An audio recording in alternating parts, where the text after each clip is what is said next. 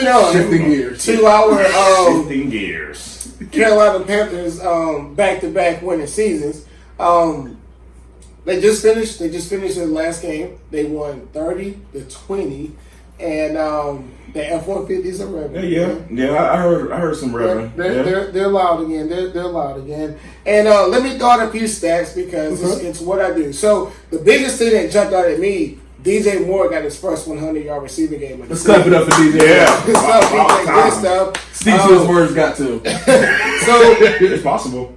Kyle Allen had a bounce back game. He threw another interception, but I mean they happen. So he went 17-32 for 232 and threw for 2 touchdowns. And then Christian McCaffrey, 24 carries for 146 yards, 2 touchdowns, another receiving touchdown. And the defense, in my opinion, there's really no one person to highlight. Well, maybe 2, but we'll get into the defense later. But I think the defense had a pretty good day today and whatnot. Spotty to me. A little spotty. Well, let's go with bend up right. They played a lot of bend up right defense today. Yeah. But Jamal, I'm gonna let you go first since you was at the game today. Give me your thoughts on the game. Classic Panthers win, and I don't really mean that in the best way. Oh, I know what you know what I mean, because I feel like conservative coaching cost us. I ain't gonna say cost us, but I believe the margins for victory could have been wider. Yeah. If it wasn't for some conservative coaching. Yeah. Especially third and fourth quarter, man. It was a lot of cover 2, a lot of cover 3. I didn't hardly recognize any blitzes. I can't even recall one time where we did send a blitz. You know what I'm saying? We did. Not very much. But not much. Not much. Not very much. I just don't understand that. I don't understand that much fear for Ryan Tannehill. If you get what I'm saying? He's a decent quarterback, but I'm not going to be afraid to send people. And I think Dante Jackson had a Dante Jackson game. Yeah. I'll put it like that. He got torched a couple of times, but he also made some plays out there, man. And to kind of not wrap it up, but to kind of summarize all this, Tennessee's a bad team. They're a bad team, and they shot themselves in the foot a couple of times. But we did what we had to do. It was a very pedestrian win, I would say. Yeah. What you got, Rodney?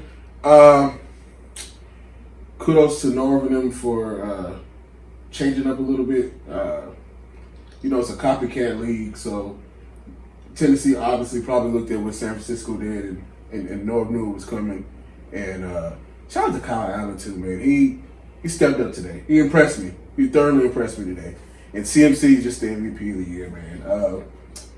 It's a bad dude, man. That's a bad dude. Shaq Thompson, 11 tackles, a sack. Playing inspired, man. R.I.P. to his mother. Yeah, y'all said that last year. year. We did talk about that. And then they were playing for their teammate too, Mario. Shout out to Mario. Our condolences go out to you and your family and loss of your brother. They had his jersey out there today, man, and that was special today. They played a little inspired today. And I love it whenever we talk about Shaq Thompson. Because every time Shaq Thompson has a good day, I just feel the need to highlight the fact how the fan base is so upset when we let Tommy Davis go. Right. You look like little Thomas Davis out there today. But no, he looks like Shaq Thompson. This is what he could have been doing the last 4 years, had he had a legitimate chance to play. Right. And it's just dope. It's dope watching him finally get his shine out there and finally earn his money and all that good stuff.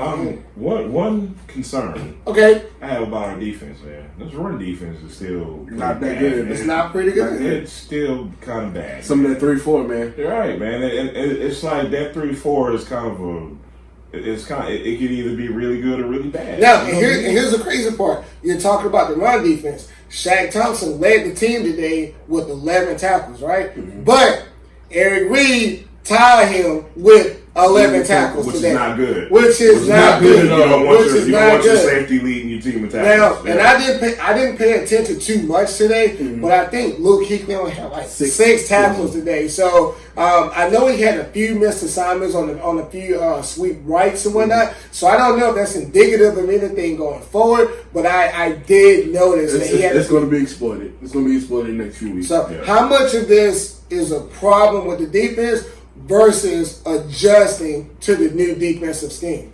Let's just hope it's adjusting. I don't think there's a real answer for that, man, because on one hand, we're in week 9? And we're still adjusting. Yeah. It's a little bit of a concern, man. We are who we are. When you say that, man, but when you look at on paper, I know on paper doesn't really do much on the field, but on paper, we should be better against the run, man. Yeah. And that's where I kind of don't want to jump the gun and say we are what we are just yet, because those guys are good enough to figure it out at some point. But it's week 9.